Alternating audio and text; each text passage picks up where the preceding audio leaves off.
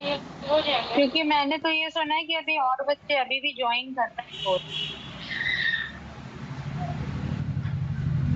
Hello madam जी। हाँ बोलिए। जी ये आपने सूजन बताए थे 20 इंच हाईमैन।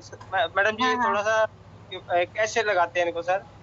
बेटा कैसे लगाते का सीख के करके लेंगे अपन, बस इतना बताओ ना। अपन सर्जरी करेंगे अच्छा। ना उसको नहीं ओपन करेंगे। नहीं मैडम जी थोड़ा सा नॉलेज वैसे दे दो। नॉलेज मैं दे दूंगी, अपन अभी बाकी का काम का चीज पढ़ लें, फिर अपना कोर्स एक बार हो जाएगा, फिर अपन बाकी सारी चीजें पढ़ लेंगे। चलो ठीक है मैडम। ठीक है ना, क्योंकि बेटा उसमें तो पेशेंट ओपन करनी है, अपन ओपन तो कर नहीं पाएंगे। हाँ जी हाँ जी। ठीक है ना।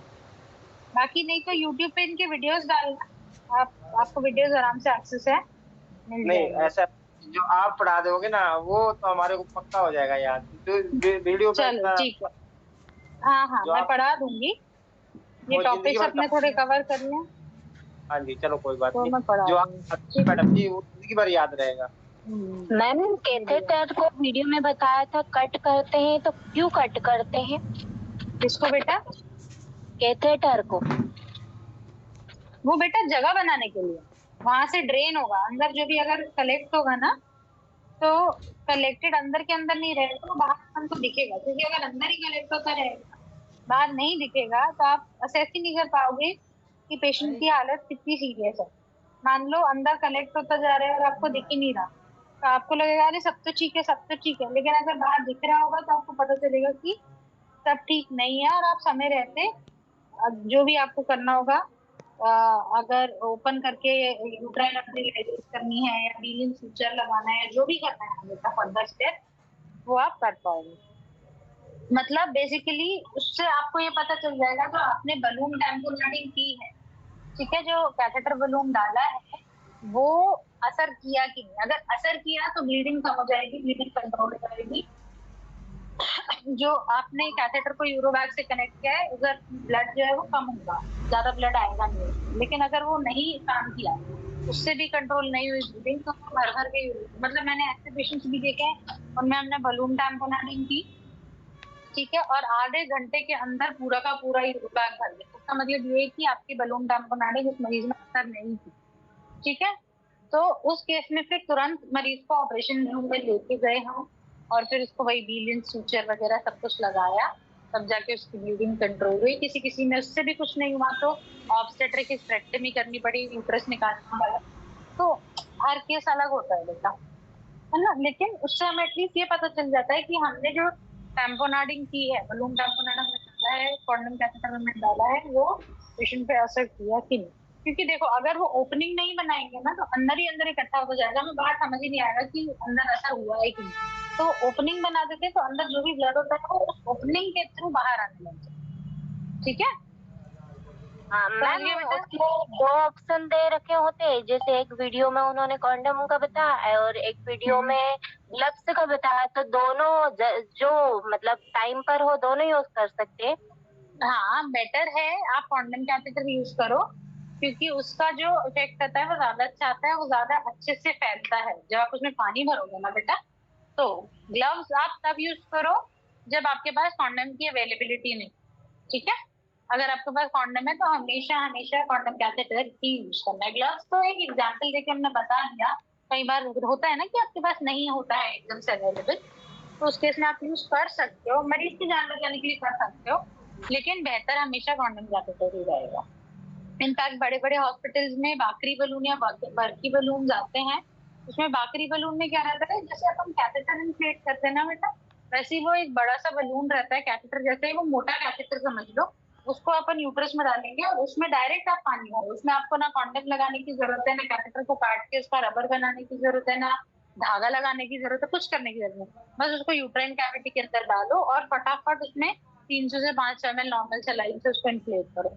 तो उसमें ये जो कॉन्डम कैथेटर बनाने का टाइम है वो भी बच जाता है, और उसका देखो, और कॉन्डम जो होता है वो एकदम पतला होता है, ठीक है, तो उसका जो कंप्रेशन इफेक्ट होता है उसके कंपैरिजन में जो बाकरी बलून रहता है उसका मटेरियल और अच्छा होता है और स्ट्रॉन्ग होता है, तो उसका बाकरी बलून का इफेक्ट और अच्छा होता है। लेकिन बहुत जगह अवेलेबल नहीं है, बड़े बड़े हॉस्पिटल में है, क्योंकि वो आता ही नहीं है, वो तो 10 से 15 हजार तो उसकी कॉस्ट है।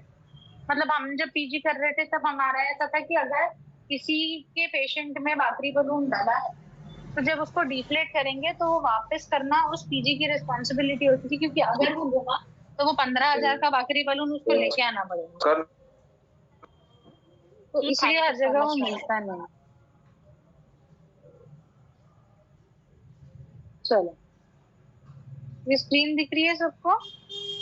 Yes ma'am. 2 मिनट दो मुझे, इसको मैं लिक्विड टेक्स्ट में खोलूं तो अंडरलाइन कुछ करूंगी, ये तो समझ में आ गया। 44 आदमी हो गए हैं मैम। चलो शुरू करें। ऐसे या तो क्लास के एकदम स्टार्टिंग में डाउट पूछ लिया करो या क्लास के एकदम एंड में, क्योंकि स्टार्टिंग में भी अपन वेट करते हैं ना, बच्चे और ज्वाइन करते हैं, तो उतना टाइम अपन यूटिलाइज कर लेंगे डाउट्स क्लियर करने के लिए। दूसरी चीज, एंड में जब मैं बोलती हूँ आखिरी के 5 मिनट तो मैं डाउट्स के लिए छोड़ती हूँ, तो या तो फिर 1 मिनट बेटा तब पूछ लिया करो, ठीक है? 1 मिनट रुकना बेटा।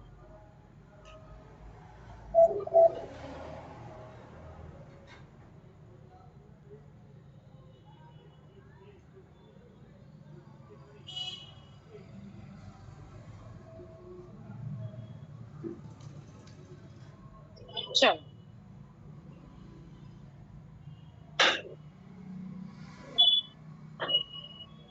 अब देखो, अगर एक पेशेंट जो है आपकी ऑब्स्टेट्रिक की पेशेंट है, वो शॉक में चली गई है, ठीक है? तो शॉक का क्या मतलब है?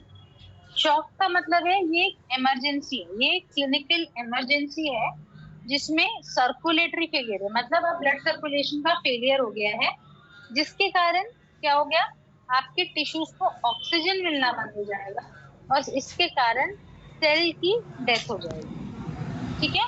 तो ये अगर आपसे कोई शॉक पूछे तो शॉक की डेफिनेशन है क्या बताओगे कि ये क्लिनिकल इमरजेंसी है जिसमें सर्कुलेशन का फेलियर हो जाता है, जिसके कारण, अब सर्कुलेशन का फेलियर है मतलब कि जो ब्लड है, ब्लड के थ्रू ही ऑक्सीजन जा रहा है ना बेटा, अब सर्कुलेशन फेलियर हो गया तो उसके कारण टिश्यूज में ऑक्सीजन नहीं जाएगा और अल्टीमेटली क्या हो जाएगी, सेल की डेथ हो जाएगी, सेल का डिस्फंक्शन हो जाएगा, सेल अपना काम करना बंद कर देगा, सेल जो है उसकी डेथ हो जाएगी, ठीक है?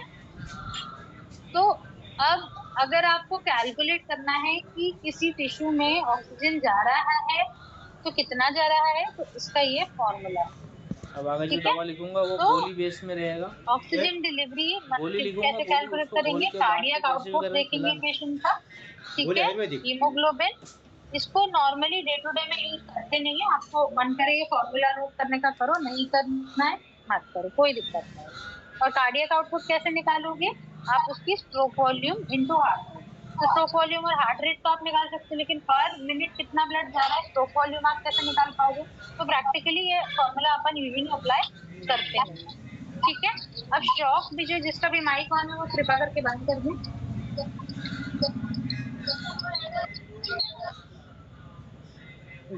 चलो, अब देखो, शॉक जो है वो हमारे 3 प्रकार के, जैसे हाइपोवोलेमिक शॉक हो सकता है, कार्डियोजेनिक शॉक हो सकता है, डिस्ट्रीब्यूटिव शॉक और स्ट्रक्चरल शॉक। अब हाइपोवोलेमिक शॉक में क्या है, ठीक है? हाइपोवोलेमिक शॉक में क्या होता है, यहाँ पे ब्लड का वॉल्यूम कम हो गया। वॉल्यूम कैसे कम हो गया है? हेमरेज हो गया, या तो प्रेगनेंसी के दौरान हेमरेज हो गया, एंटीपार्टम हेमरेज, या डिलीवरी के बाद हेमरेज हो गया, जिसे हम पोस्टपार्टम हेमरेज बोलते हैं, ठीक है? दूसरा कौन सा शॉक है? कार्डियोजेनिक शॉक, मतलब यहाँ पे दिल को प्रॉब्लम है, तो दिल को प्रॉब्लम है मतलब कि पेशेंट हार्ट फेलियर में है या पेशेंट को दिल की बीमारी है कोई सी, ठीक है? तो उस केस में ये कार्डियोजेनिक शॉक हो जाएगा। तीसरा क्या है? डिस्ट्रीब्यूटिव शॉक, इसमें जो रेजिस्टेंस होती है, जो हमारी वास्कुलर रेजिस्टेंस होती है, जो हमारी ब्लड वेसल्स की रेजिस्टेंस होती है ब्लड फ्लो को कंट्रोल करने की, वो जो है वो कम हो जाती है। तो ये कब देखने को मिलेगा? ये सेप्टिक शॉक के मरीजों में देखने को मिलेगा, किसी दवा गोली से एलर्जी हो गई मान लो, ठीक है, कोई इंजेक्शन से एलर्जी हो गई तो एनाफिलैक्टिक शॉक में देखने को मिलेगा, या ब्लड ट्रांसफ्यूजन रिएक्शन के टाइम पे, या न्यूरोजेनिक शॉक। न्यूरोजेनिक शॉक कब देखने को मिलता है? जब ऑब्स्टेट्रिक के पेशेंट में न्यूरोजेनिक शॉक सबसे ज्यादा कॉमन होता है जब यूट्राइन इन्वर्जन होता है। यूट्राइन इन्वर्जन में क्या होता है, ये पेट है, यहाँ पे यूट्रस है, ठीक है, यहाँ पे प्लेसेंटा लगा है, ये कॉर्ड है। कई बार क्या होता है जब आप इस कॉर्ड को खींच रहे होते हो ना, तो प्लेसेंटा के साथ साथ ना ये यूट्रस भी नीचे आ जाता है, और ये जो यूट्रस का फंडस है ये नीचे मिल जाता है, तो बेसिकली ये सीधा साधा यूट्रस जो है अभी मतलब ऐसे डब्बे हो में जितनी जाएगा, आएगी लेना पड़ेगा। ठीक है, और यहाँ पे प्लेसेंटा मिलेगा फिर। तो ये यूट्राइन इन्वर्जन होता है, जिसमें तो इससे इन्वर्जन बढ़िया इलाज मतलब नहीं है उल्टा इसके होगा, लिए, ठीक है। तो इसमें इससे क्या बढ़िया होगा, इलाज है ही नहीं उसके लिए। इसमें यूट्राइन इन्वर्जन के आधी कारण आधी गोली जो है सुबह शाम। सुबह शाम। न्यूरोजेनिक शॉक में पेशेंट जा आधी सकती है। आधी और गोली आखिरी एक तोड़ कौन के सी चीज घोल होती के है, पिला देंगे, ऑब्स्ट्रक्टिव शॉक। और ऑब्स्ट्रक्टिव आधी शॉक गोली में को क्या अच्छा होता है कि पुड़िया कहीं ना बांध के कहीं रख जो लेंगे। ब्लड फ्लो है वहां पे कोई रुकावट है, ऑब्स्ट्रक्शन मतलब रुकावट, ठीक है। तो उसमें क्या हो सकता है कि कोई ब्लड क्लॉट वहां पे किसी ब्लड वेसल में जम गया हो, ठीक है, या पेशेंट को कोई चोट लगी हो जिसके कारण हार्ट में कार्डियक कम तो टैम्पोनाडिंग वही है, वगैरह अच्छा हो रही है। कम तो हाँ, है। मेन कम तो है। अपने ऑब्स्टेट्रिक में सबसे इम्पोर्टेंट यहाँ पे कौन आप सा थ्रोम्बोएम्बोलिया चमन देखोगे चौक तरफ कि मिलेगा? कहीं ना कहीं कोई खून का थक्का जम पतंजलि गया उधर हो है, इस लोहार चीज से। सुनार की तो गली चार में। तरह के शॉक हो गए, एक तो ब्लड वॉल्यूम कम होगी जैसे एंटीपार्टम हेमरेज या पोस्टपार्टम हेमरेज में गायत्री ब्लीडिंग का इलेक्ट्रिकल्स के हो सामने से। सकता है।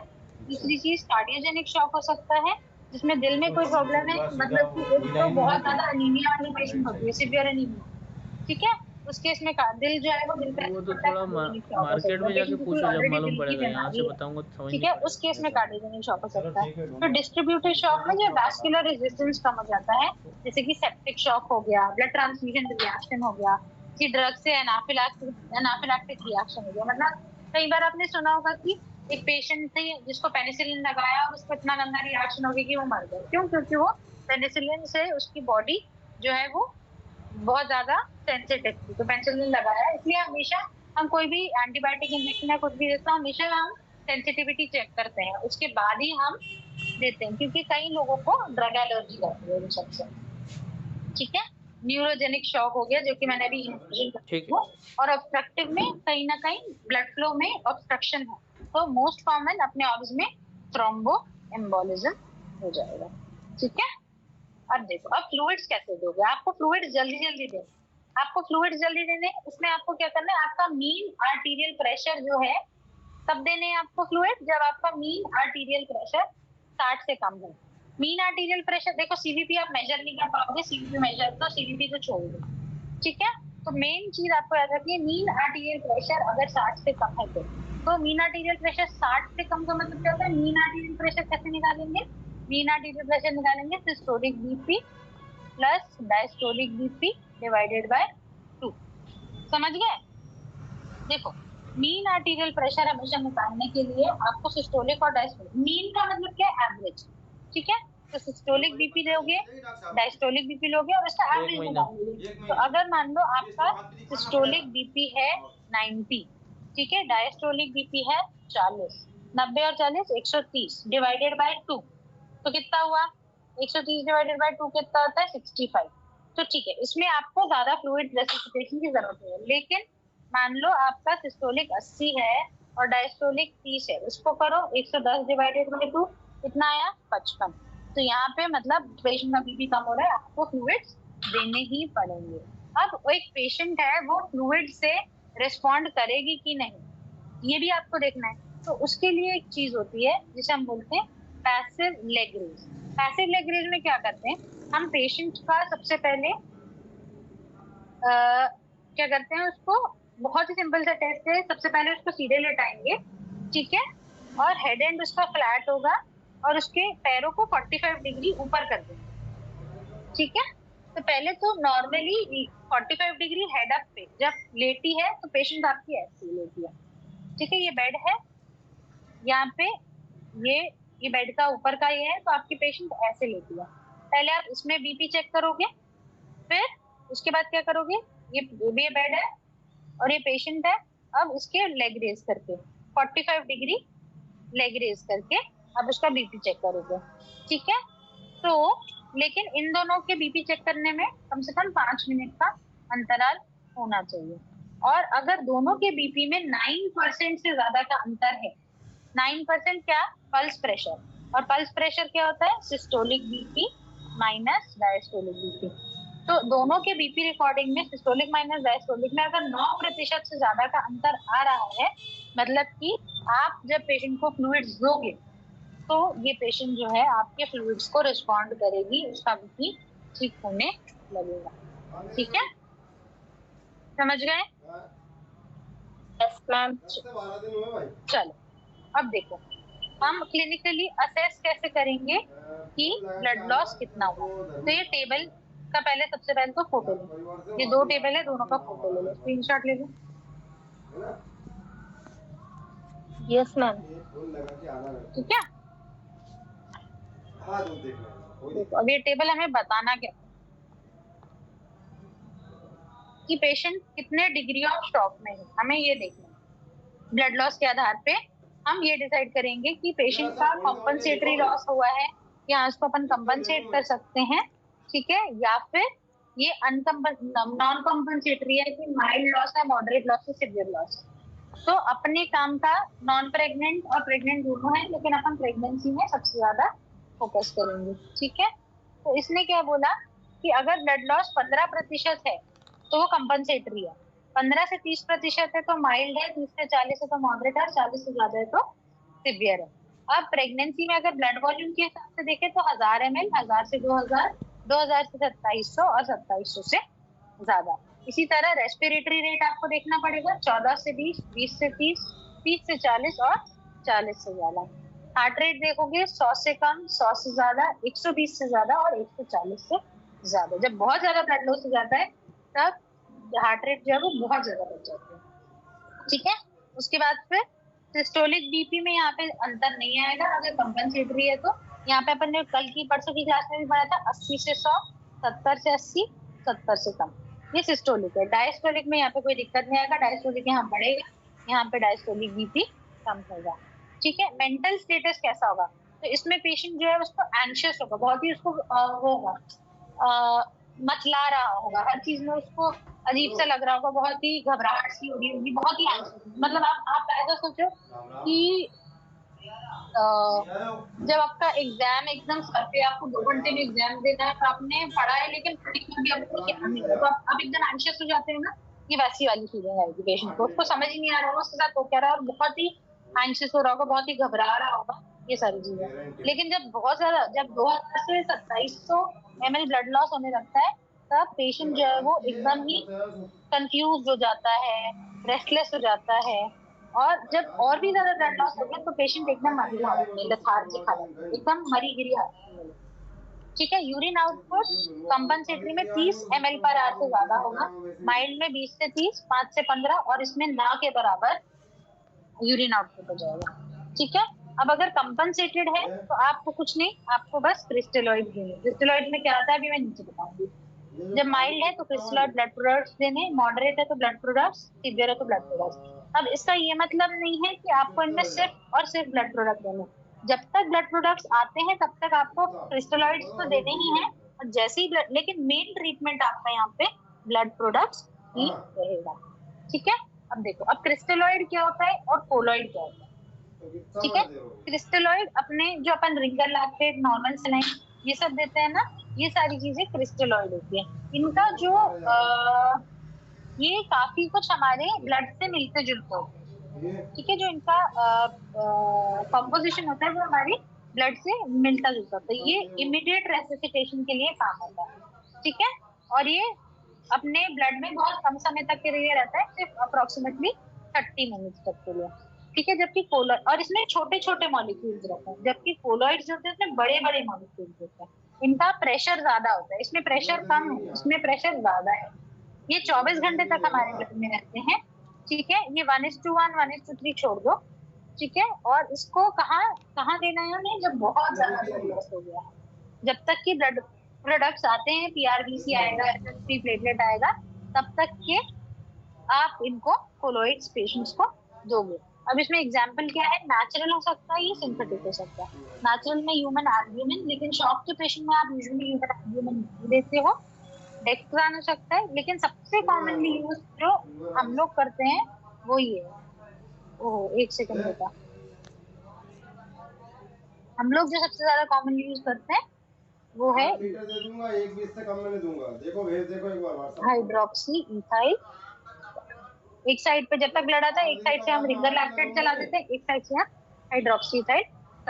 अब देखो 2 तरह के फ्लूइड है, सबसे कॉमनली अपन को कौन सा यूज करना है, सबसे कॉमनली हमें यूज करना है रिंगर लैक्टेट, क्यों? क्योंकि इसकी जो कॉम्पोजिशन होती है वो हमारे प्लाज्मा से सबसे सबसे ज्यादा करीबी होती है, ठीक है।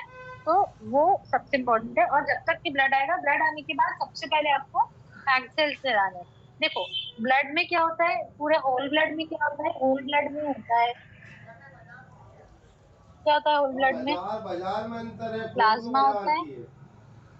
आरबीसी होता है, ये नागौर की है, प्लेटलेट नागौर। होता है और डब्ल्यूबीसी होता है, बस वही ठीक तो है। अंतर जूनियर तो में आपको राजस्थान में पेशेंट बदल का गया। जब इतना ज्यादा ब्लड लॉस होता है तो आपको आरबीसी भी चलाने हैं, आपको प्लेटलेट भी चलाने हैं, आपको प्लाज्मा भी चलाने हैं, ठीक है। डब्ल्यूबीसी का अलग से कुछ कॉम्पोजिशन कंपोनेंट आता नहीं है, अपन को ये सब चलाना है। और अपन ने उस दिन पढ़ा था कि किस रेशो में चलेंगे, 1:1:1। तो अगर आप मैसिव ब्लड लॉस हो गया, बहुत ज्यादा ब्लड लॉस हो गया, तो अगर आप 1 पीआरबीसी, अब बहुत ज्यादा ब्लड लॉस हुआ है तो एक से तो कम वैसे भी नहीं चलेगा, तो हम 4 पीआरबीसी 4 प्लेटलेट टू 4 प्लाज्मा, जो एफएफपी बोलते हैं, फ्रेश फ्रोजन प्लाज्मा, ये मोस्टली 1:1:1 के रेशो में चलाता है। तो 4:4:4 अल्टीमेटली वो 1:1:1 होता है, ठीक है। तो हमें ये देना है।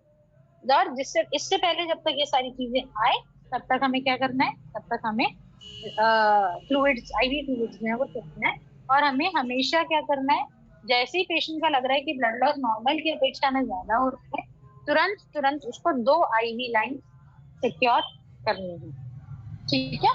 1 मिनट दो बेटा, चार्ज लगा दूंगी तो बीच में क्लास लेनी पड़ेगी, चार्ज पूरा करना है।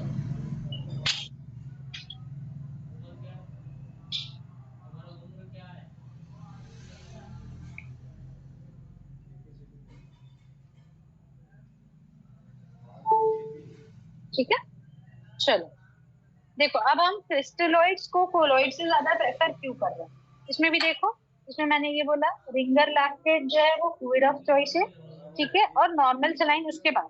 क्यों रिंगर लैक्टेट? क्योंकि सबसे ज्यादा इसका रिजेम्बलेंस टू प्लाज्मा है। रिजेम्बलेंस मतलब सबसे ज्यादा क्लोज, सबसे ज्यादा करीबी है ये प्लाज्मा की कॉम्पोजिशन और आरएल की जो कॉम्पोजिशन होती है उससे। एक सेकंड। और दूसरी चीज, कोलॉइड्स फर्स्ट लाइन क्यों नहीं है, कोलॉइड्स को सबसे पहले क्यों नहीं डालते, पहले आरएल और सब क्यों देते हैं? क्योंकि कोलॉइड्स में क्या होता है, उससे कई बार रिएक्शन एनाफिलैक्सिस होने के चांसेस हो सकते हैं, उससे कई बार अक्यूट किडनी इंजरी, किडनी पे असर पड़ सकता है, ठीक है। तो इसीलिए इनको बाद में प्रेफर करते हैं, पहले हम हमेशा आरएल नॉर्मल से प्रेफर करेंगे। और साथ ही साथ में ये सेप्टिक शॉक में कॉन्ट्रा इंडिकेटेड है, क्योंकि सेप्टिक शॉक के मरीजों में किडनी की इंजरी होना ज्यादा कॉमन है। और जब आप हेज वगैरह दोगे, कोलॉइड्स वगैरह दोगे, तो उससे किडनी इंजरी के चांसेस और बढ़ जाएंगे और उससे पेशेंट जो है वो मर भी सकते हैं। समझ आ रहा है बच्चों? ये इंग्लिश में है लेकिन मैं साथ साथ में इसको सरल भाषा में समझाने की कोशिश करूँ, आप लोग समझ पा रहे हो ना? दिक्कत तो नहीं हो रही है ना? कुछ परेशानी हो रही है किसी को तो बता दो। No ma'am, no ma'am. मैं हाँ मतलब अंडरलाइन इसलिए करी ताकि दिखे साथ साथ में, और जो बोल रही हूँ वो भी सुनते जाओ, तो सुनोगे देखोगे तो साथ में समझते भी जाओ, है ना? कहीं भी कुछ भी लगे तो देखो। बीच में अभी मैं बार बार चैट बॉक्स नहीं खोल पाती क्योंकि ये ओपन है, बार बार चैट बॉक्स खोलेंगे तो पिछले पेज पे जाना पड़ेगा, तो क्लास का लिंक जाएगा। जब एक थोड़ा सा अपन कंप्लीट करेंगे फिर अपन चैट बॉक्स पे भी आएंगे और डाउट्स पे भी आएंगे, ठीक है।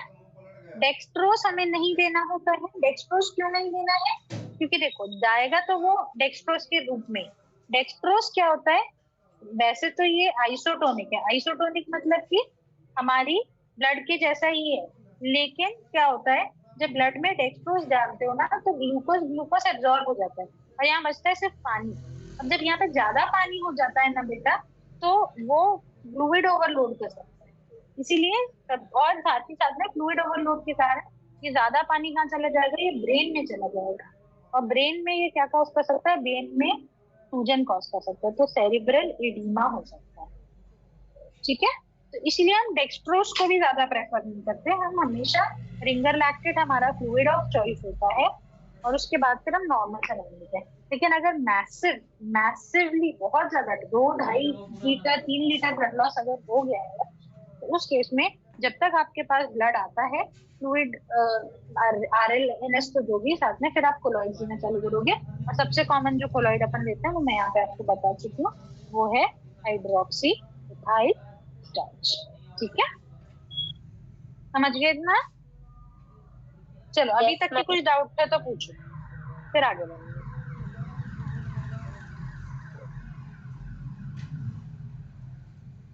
मैम डेक्सट्रोज का एक बार रिपीट कर दीजिए। डेक्सट्रोज का बेटा मैं ये कहना चाह रही हूँ कि बेटा एक second, one by one will take the doubt, है ना। देखो डेक्सट्रोज में क्या रहता है, जब ब्लड में वो जाएगा ना तो ग्लूकोज उसमें एब्जॉर्ब हो जाता है। अब डेक्सट्रोज में क्या है, ग्लूकोज है ना, और पानी है 5% एक्सट्रोज में।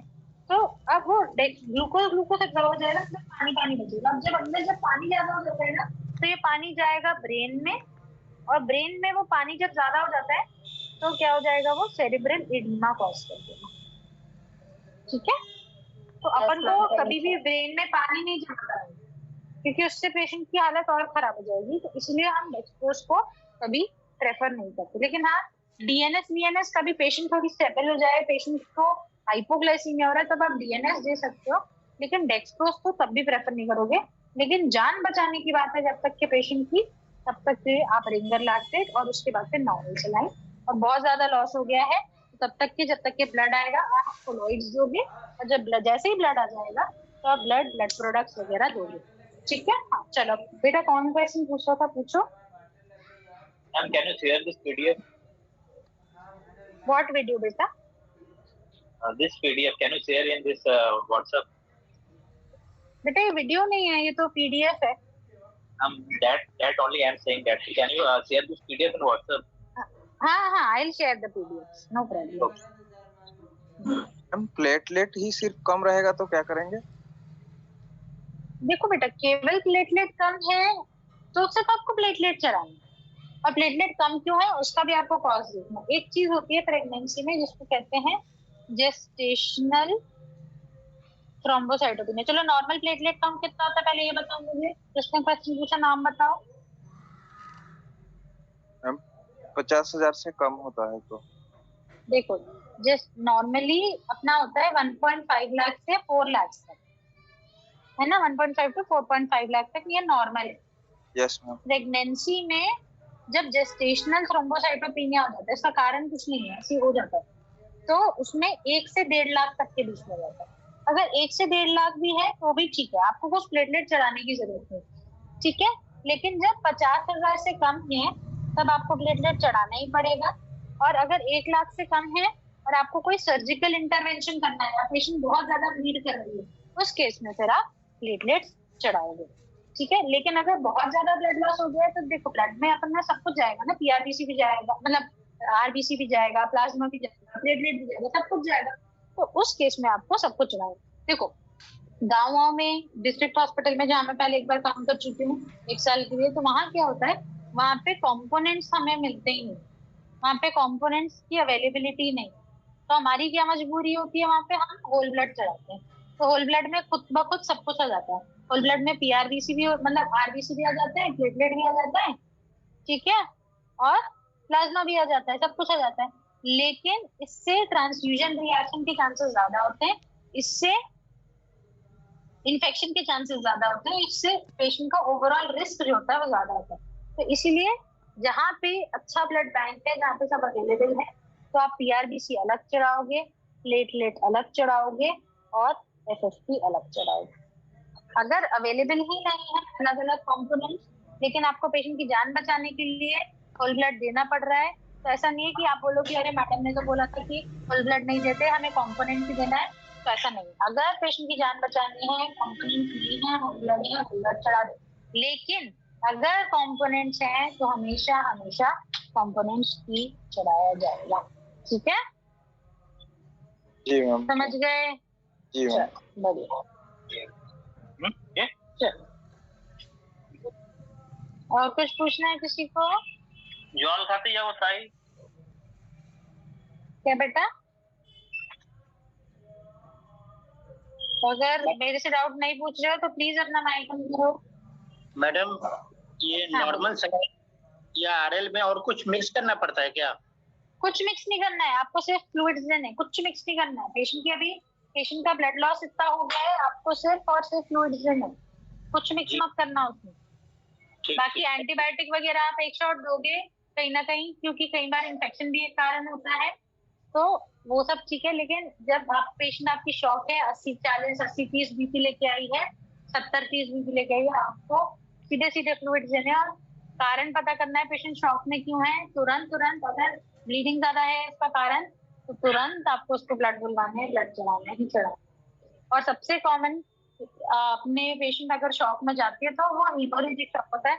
अगर अर्ली प्रेगनेंसी है तो वो हो सकता है एक्टोपिक प्रेगनेंसी हो, इंटरनली इतना ब्लीड कर गई है कि उसमें खून बचा ही नहीं है, या फिर पेशेंट सिवियर एनीमिया की हो, उसने अपना ध्यान ही नहीं रखा। गाँव में तो बहुत कॉमन है, उसने अपना खान पान का ना ध्यान रखा, ना उसको आंगनवाड़ी में जो आयरन कैल्शियम की टैबलेट बोली ना उसने वो खाई, ठीक है। और उसके हर एक साल में एक बच्चा पैदा करे जा रही है, तो ब्लड लॉस हो जा रहा है उसका और कॉम्पनसेट हो नहीं रहा, उसका हीमोग्लोबिन 2 ग्राम 3 ग्राम है। उस केस में पेशेंट को तुरंत पेशेंट शॉक में जा सकती है, पेशेंट को इन्फेक्शन है, सेप्टिक शॉक है, तब जा सकती है।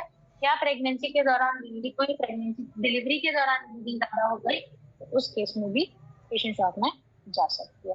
तो हमेशा इस चीज का हमें ध्यान रखना है कि हमें देखो पेशेंट को तो ठीक करना ही करना है, उसके लिए फ्लूइड्स देंगे, ब्लड देंगे, एंटीबायोटिक देंगे, ये देंगे, वो देंगे, लेकिन अल्टीमेटली हमें कारण साथ साथ में ढूंढना है उसको, पेशेंट का इलाज करते करते कि कारण क्या है। क्योंकि जब तक हम सही कारण पकड़ के सही चीज को ठीक नहीं करेंगे, तब तक कितने भी फ्लूइड्स चढ़ा लो, कितने भी ब्लड चढ़ा लो, अगर आपका कारण जो है वो आपने ढूंढ के उसका इलाज नहीं किया, तो फिर आपकी पेशेंट ठीक नहीं हो पाएगी। कहीं ना कहीं आपकी पेशेंट के गले पे तलवार लटकी रहेगी, वो अब गई तब गई वाली बात है, ठीक है। मैडम एमपी पॉजिटिव है तो क्या बेटा? एमपी विडाल पॉजिटिव है, फीवर है पेशेंट को, तो फिर कैसे एमपी का तो इंजेक्शन उसको नहीं दे सकते हैं ना। मलेरिया विडाल पॉजिटिव है तो पेशेंट अभी शॉक में आई है जी।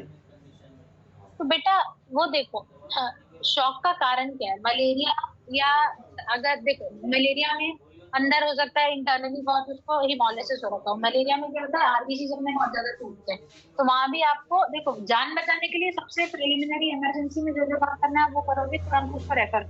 आप अपने पास तो वैसे भी शॉक वाली पेशेंट ज्यादा नहीं, आप बस इतना करने वाले हो कि आप उसको फटाफट मैनेज करोगे, इमरजेंसी ट्रीटमेंट सारा कुछ दोगे और पेशेंट को फिर रेफर करोगे, ठीक है। अगर विडाल पॉजिटिव है तो हो सकता है उसकी हिस्ट्री हो कि उसको इतना ज्यादा दिन में 20-20 बार उसको लूज मोशन हो गए, उसमें पानी बचा ही नहीं होना, उसने कुछ खाया ना कुछ किया, उल्टियां हो रही है, लूज मोशन, ठीक है। तो इतना फ्लूइड लॉस हो गया कि कुछ नजर नहीं, तो आप उसको फिर से फटाफट फ्लूइड्स चालू करोगे और तुरंत करेगा। तो शॉक वाली पेशेंट का मैं बस आपको मेन इसलिए बता रही हूँ कि आप उसको आइडेंटिफाई करना सीखो, बेसिक प्रिलिमिनरी मैनेजमेंट करो और तुरंत उसको बड़े अस्पताल ले जाओ। आप उसको अपने पास रखोगे नहीं क्योंकि आपके पास ना मॉनिटरिंग की फैसिलिटी है, ना सारी चीजें हैं आपके पास, ना आपके पास ब्लड बैंक है, ना कुछ।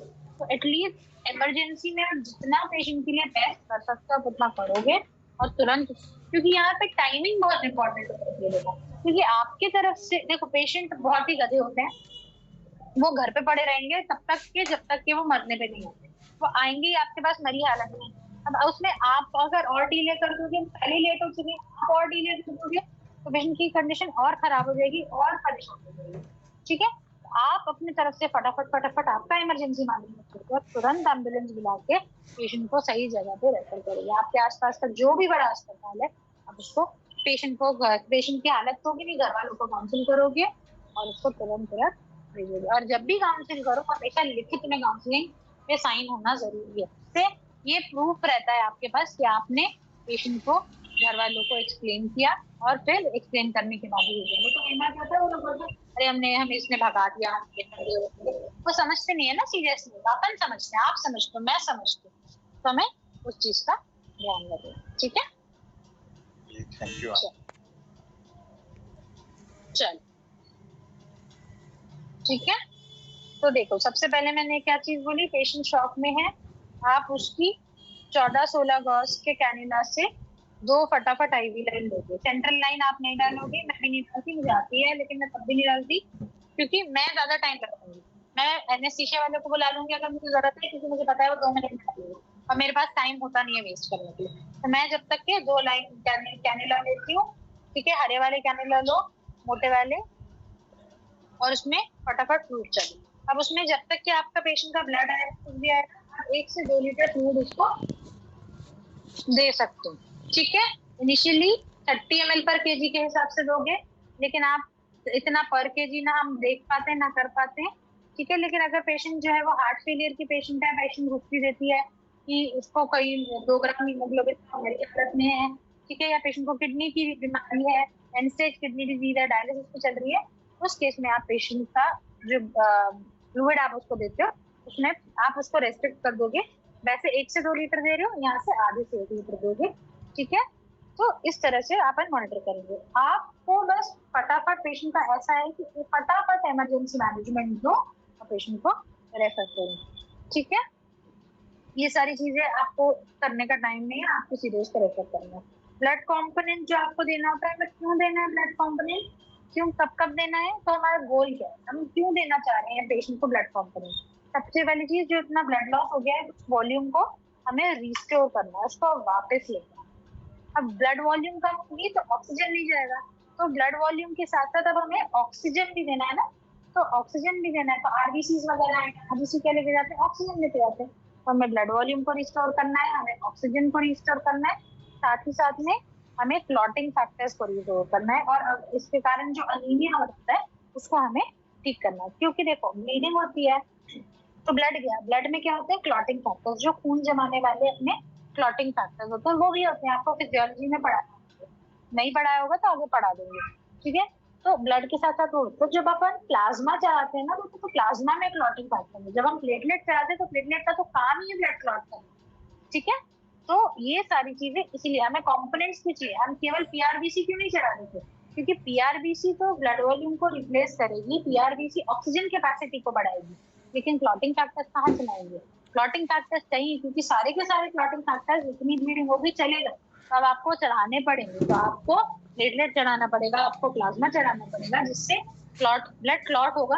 जब ब्लड क्लॉट होगा तभी तो ब्लीडिंग होगी ना। अगर आप ब्लड चढ़ाते जा रहे हो लेकिन ब्लड क्लॉट ही नहीं हो पा रहा, उसकी क्लॉट होने की क्षमता ही नहीं है, क्योंकि उसके पास क्लॉटिंग फैक्टर बचे ही नहीं है, तो उस केस में फिर आप क्या कर लोगे, यहाँ से चढ़ाओगे वहां से निकलेगा। इट इज लाइक कि आप इधर से मोटर में से पानी टंकी में चढ़ा रहे हो और उधर टंकी भर गई और टंकी का पाइप जो है वो बाहर नाली में जा रहा है और उधर से बहता जा रहा है, तो आप इधर से ऊपर पानी चढ़ाते जा रहे हो, वहां से बहता जा रहा है, तो कोई फायदा ही नहीं है ना। फायदा तब होगा जब वो आपने पानी चढ़ा दिया, वहां का नल भी बंद है, इधर से मोटर भी बंद है और आप सब कुछ नॉर्मल। ठीक है, तो आपको उसको नॉर्मल लाना है। अब कब कब आपको ब्लड ट्रांसफ्यूजन करना है, इंडिकेशंस क्या है, कब करोगे ब्लड ट्रांसफ्यूजन, जब पेशेंट शॉक में, मॉडरेट टू सिवियर शॉक, जो अपन ने भी यहाँ पे एक सेकंड चलती है, हाँ, ये जो अपन ने मॉडरेट और सिवियर, और कई बार अगर आपको लग रहा है कि माइल्ड शॉक में भी है, आपको जरूरत लग रही है, तो आप ब्लड प्रोडक्ट चला सकते हो। पेशेंट की जान बचाने के लिए आपको लग रहा है, आप बिल्कुल जाइए। ठीक है, उसके बाद अगर उसका डायस्टोलिक ब्लड प्रेशर 60 से कम है, सिस्टोलिक ब्लड प्रेशर जो उसका नॉर्मल रहता है उससे 30 मिलीमीटर मर्करी या उससे ज्यादा कम हो गया है, पेशेंट को ओलिग्यूरिया या एनीमिया हो गया, मतलब रीनल फेलियर है। ओलिग्यूरिया क्या होता है, ओलिग्यूरिया होता है लेस देन 400 ml इन 24 आवर्स।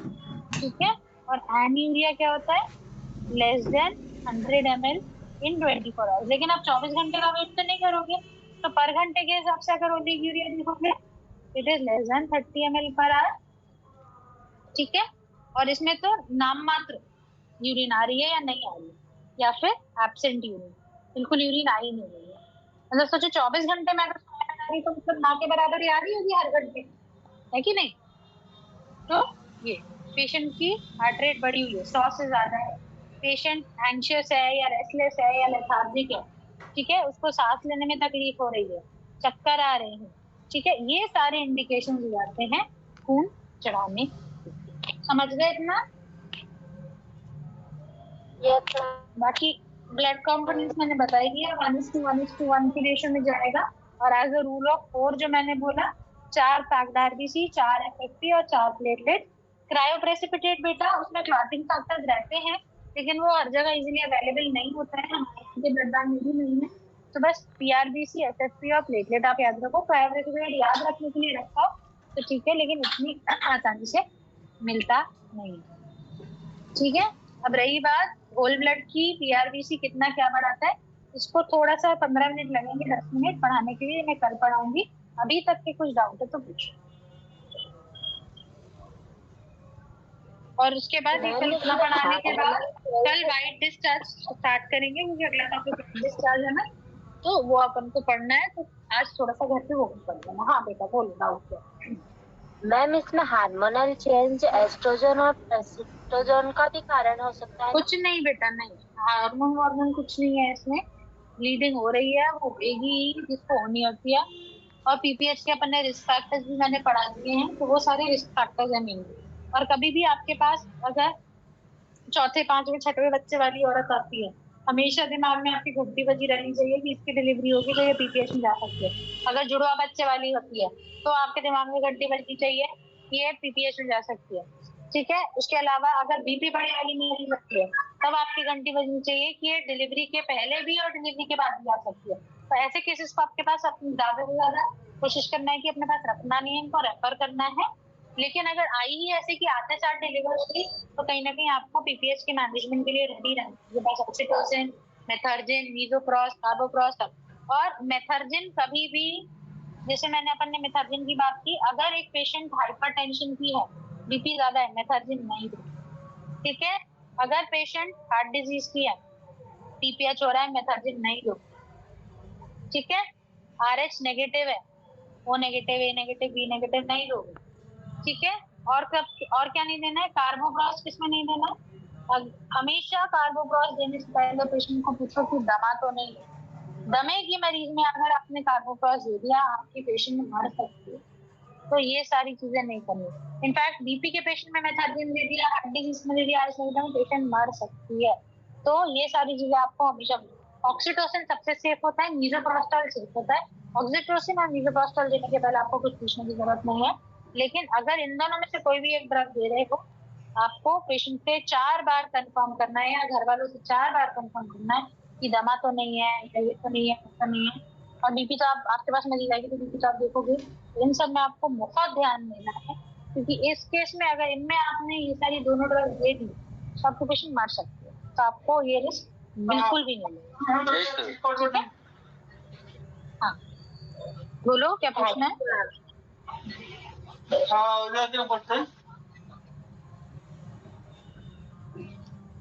मैडम लेवल 2 के बारे में थोड़ा बताएंगी क्या? क्या लेवल 2?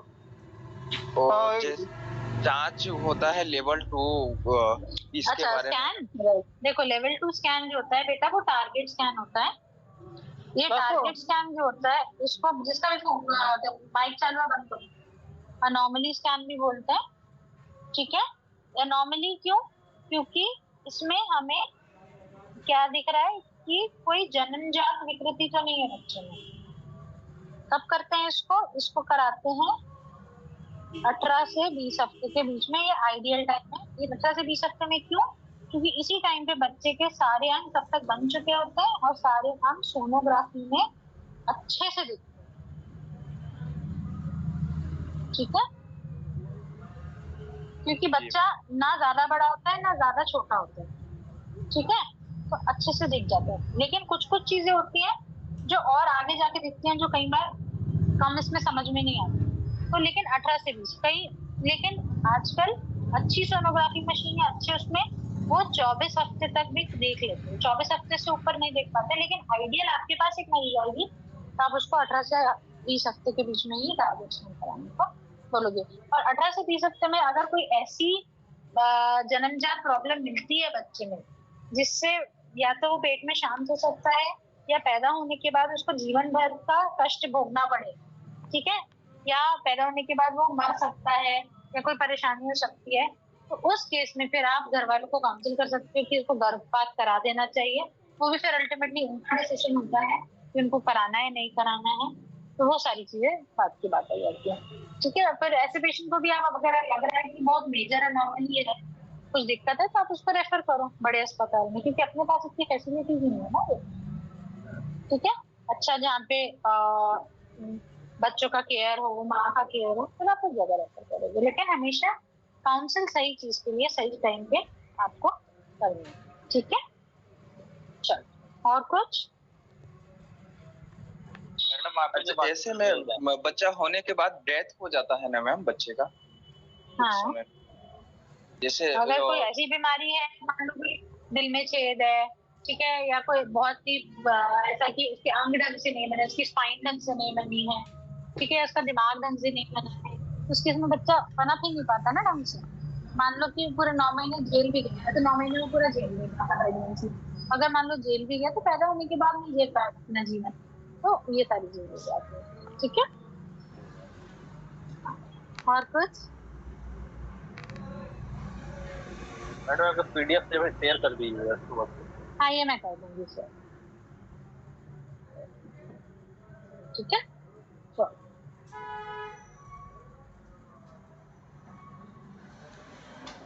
चलो क्लास खत्म करें। Okay ma'am, thank you. चलो जी मैम, क्लास और बहुत चैट बॉक्स अच्छा में लगा, किसी ने कुछ? जानकारी अच्छा लगा। चलो चैट बॉक्स में ऐसा आवाज केस किसको हो नहीं तो आ रही मैडम थी हम भैया? कॉल ही भेज देंगे। हाँ, बिल्कुल भेज देंगे। हटा देंगे सिला। बेटा कन्हैया जी, ब्लड से प्लेटलेट कैसे अलग करते हैं, उसकी अलग मशीनें आती हैं, वो ब्लड बैंक वाले करते हैं, ना मेरे को आता है करना, ना शायद आपको आता है। ट्रानिक्सेमिक इंजेक्शन बिल्कुल दे सकते हैं बेटा, ब्लीडिंग कंट्रोल करने के लिए, जो आप ऑक्सीटोसिन दोगे साथ में आप ट्रानिक्सेमिक बिल्कुल दे सकते हैं। और अगर ज्यादा ब्लीडिंग है तो आप 1 ग्राम 100 ml में डाइल्यूट करके आराम से दे सकते हैं। ठीक है, और कुछ पूछना है किसी को? सम और मेथार्जिन दोनों एक साथ दे सकते हैं क्या? क्या बेटा? सिनेक्सा इंजेक्शन और मेथार्जिन एक साथ दे सकते हैं? दे सकते हैं, लेकिन जो मैंने 3-4 चीजें बताई ना, पेशेंट को वो सब नहीं होना चाहिए। पेशेंट की जान बचाने के लिए आप कर सकते हैं। जी, ठीक है, और कार्बोप्रोस वाली मरीज को हमेशा हमेशा दवा तो नहीं है, पूछना जरूरी है, क्योंकि अगर आपने दमे वाली मरीज में कार्बोप्रोस दे दिया, आप पेशेंट मर जाएंगे। तो आप कोई भी दवा गोली इंजेक्शन दे रहे हो, आप श्योर होने चाहिए कि इस मरीज के लिए ये दवा या इंजेक्शन सही है, इसको दी जा सकती है।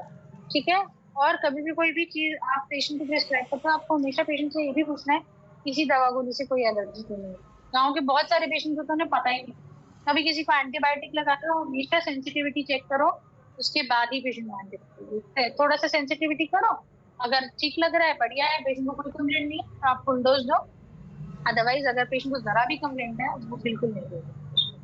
ठीक है, तो अपन को मैम प्रेगनेंसी में कोई पेन किलर टेबलेट दे सकते हैं क्या? बेटा पैरासीटामोल सबसे ज्यादा सेफेस्ट होती है, आप दे सकते हैं। ठीक है मैम, प्रोजेस्टेरॉन इंजेक्शन कितना देर बाद लगा सकते हैं बिफोर प्रोजेस्टेरॉन? बेटा प्रोजेस्टेरॉन हफ्ते के इंजेक्शन लगते हैं, और वो यूजुअली तब लगते हैं जब आपको लग रहा है कि पेशेंट या तो इनफर्टिलिटी की आईवीएफ से कंसीव हुई है, उस केस में अपन देते हैं प्रेगनेंसी को सपोर्ट करने के लिए, या कई बार अगर पेशेंट को ऐसा लगता है कि अबॉर्शन का रिस्क है। ठीक है, जैसे वो आई की बोली कि मेरा 15वां हफ्ता है और मेरे को थोड़ी थोड़ी ब्लीडिंग हो रही है, या 10वां हफ्ता है मुझे, तो आप उस केस में कई बार प्रोजेस्टेरॉन की कमी से भी अबॉर्शन हो जाता है ना, तो उस केस में फिर आप प्रोजेस्टेरॉन के इंजेक्शन सपोर्ट के लिए हफ्ते हफ्ते टैबलेट्स भी आती है, आप टैबलेट्स रोज दोगे, लेकिन हफ्ते हफ्ते के प्रोजेस्टेरॉन के इंजेक्शन सपोर्ट के लिए आप शुरू कर लोगे। मैम टैबलेट कौन सा? डुफास्टोन टैबलेट होता है ना? हाँ, डुफास्टोन आप चालू कर सकते हो, माइक्रोनाइफ प्रोजेस्टेरॉन आता है 200 mg का, वो स्टार्ट कर सकते हो, तो आप दोनों में से कुछ भी स्टार्ट कर सकते हो। ठीक है, ठीक है, चलो क्लास खत्म करें। डाउट्स बाकी अपने लिख के रख लेना, कल क्लास की शुरुआत में या एंड में कभी पूछ लेंगे। ठीक है, गुड नाइट। जी, good night. Okay, good night.